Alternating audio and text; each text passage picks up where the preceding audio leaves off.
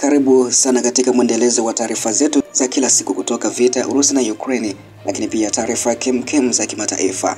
Na muda huu utasikia taarifa kuhusu rais wa Ukraine Volodymyr Zelensky amekataa ombi la rais wa Urusi Vladimir Putin la kusalimisha mikoa yake kwa nchi ya Urusi.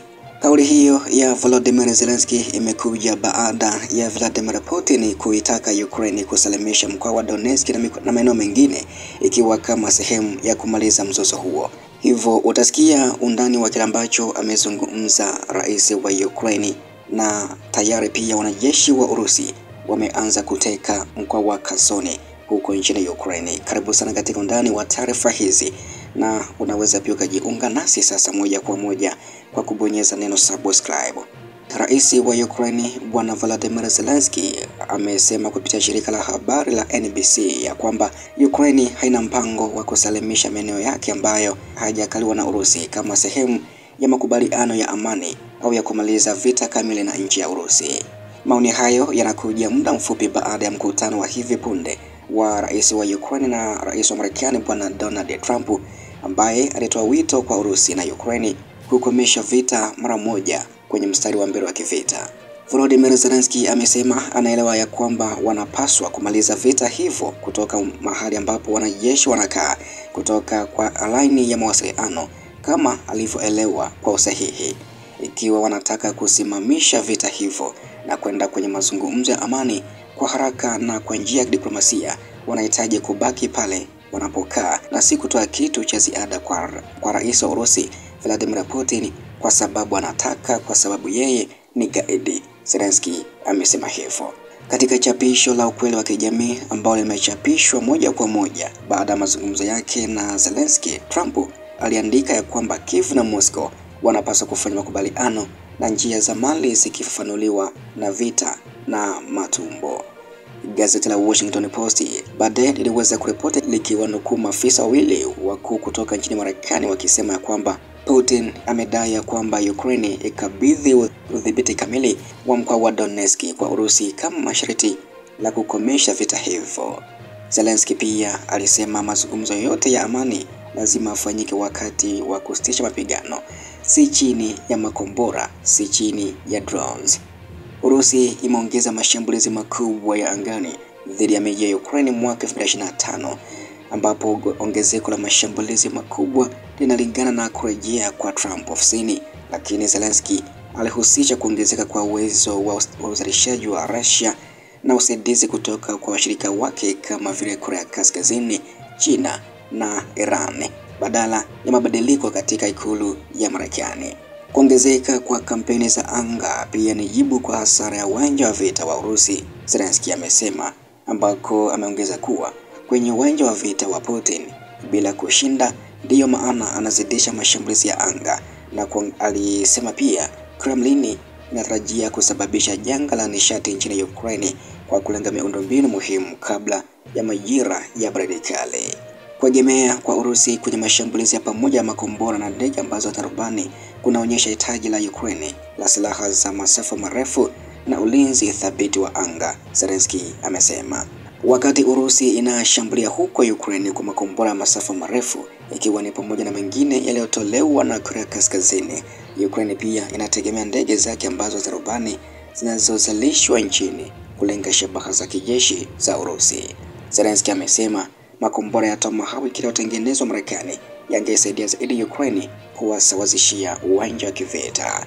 Donald Trump pia hakuangazia kabisa kuhusu Tomahawk kwenda nchini Ukraine wakati wa mkutano wake wa Oktoba 17 ambao Zelensky aliuita tamaa. Alisema ni vizuri ya kwamba rais Trump hakukataa, lakini kwa leo hakusema ndiyo. Ameongeza kuwa anategemea kuendelea kwa mazungumzo hayo na Trump. Trump pia anapanga kufanya mkutano wa kilele na nchi mbili na Putin huko Budapest katika wiki zijazo, ambapo Zelensky hajaalikwa kushiriki katika mazungumzo hayo. Na akizungumza na NBC News amesema yuko tayari kwa muundo wowote wa mazungumzo ya amani na Putin na Donald Trump. Wakati pia hayo yakijili, taarifa nyingine ambayo nilikudokeza awali ni kuhusu majeshi ya Urusi kuanza kukomboa ama kuteka baadhi ya maeneo huko mkoani Kherson nchini Ukraine. Vikosi vya Urusi tayari vimeanza kukomboa mji wa Kherson na sasa vinadhibiti eneo lake la viwanda kwenye ukingo wa kushoto wa mto Dnieper na baadhi ya vitongoji vyake. Gavana mkoa wa Kherson Bwana Vladimir Saldo ameliambia shirika la habari TASS kutoka Urusi. Amesema kuwa wanadhibiti sehemu ya Kherson ambayo iko kwenye benki ya kushoto, ni eneo la viwanda, na majeruhi yao tayari yanadhibiti makazi mengi ya miji kwenye visiwa katika maeneo ya chini ya Dnieper, chini ya Bahari Nyeusi, pia ni chini ya udhibiti wa jeshi la Urusi. Kwa hiyo ukombozi wa Kherson tayari umekwisha kuanza, Saldo amesema hivyo.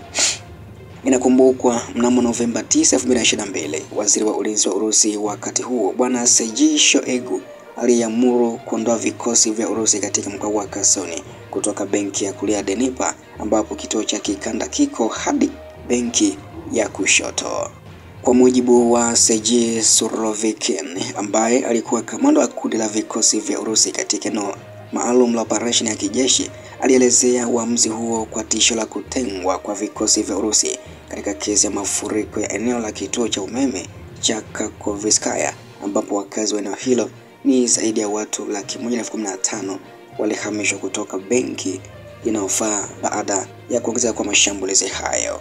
Na hicho ndicho ambacho pia kinazidi kujili, ama hii ndio taarifa kubwa ambayo imeripotiwa muda huu na vyombo vya habari, hasa kuhusu Zelensky ambaye amekataa ombi la Bwana Vladimir Putin kuhusu kusalimisha baadhi ya maeneo ambayo Putin amesema ndiyo kama kitovu mama cha kufanya mazungumzo ya kumaliza mzozo huo. Kwa mfano, amegusia jimbo la Donetsk.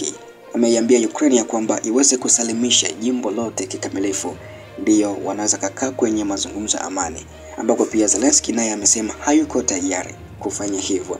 Kwa hiyo hichi ndicho ambacho kimekuwa lugha gongana kwa muda mrefu kwa nchi hizi mbili, kwani Putin pia amekuwa akiweka vigezo vyake, lakini pia Zelensky naye mara nyingi sana amekuwa akipinga vikali vigezo vya Bwana Putin. Kwa hiyo sasa hivi ambacho kinasubiriwa kuona ni kile ambacho watazungumza Putin na Trump katika mkutano wa hivi karibuni ambao unapangwa kufanyika huko Hungary. Hicho pia ndicho ambacho kitafungua ramani ama ya kitu gani ambacho kitakuwa sasa kinaelekea kuhusu kumaliza mzozo wa Urusi pamoja na Ukraine. Na taarifa nyingine pia ambayo umesikia ni kuhusu ya kwamba bado majeshi ya Urusi yanasonga mbele kufanya ukombozi wa mkoa wa Kherson, ama kushughulikia kile ambacho Putin anakitaja kama ndiyo kitovu cha vita, hasa majimbo manne yani Donetsk, Kherson, Zaporizhia na Lugansk. Na bado pia licha ya vyote hivyo, Urusi inasonga mbele katika ukombozi wa makazi mengi kwenye maeneo kama Kherson. Hivyo basi taarifa zaidi na kuahidi ya kwamba nitaweza kukufahamisha kila siku hapa kwenye chimbo letu la habari za kimataifa, na kusihi tu ya kwamba endelea kunifuatilia kila siku na kila wakati kwa taarifa nyingi na taarifa kemkem kutokea huko kimataifa zaidi, hasa vita ya Urusi na Ukraine.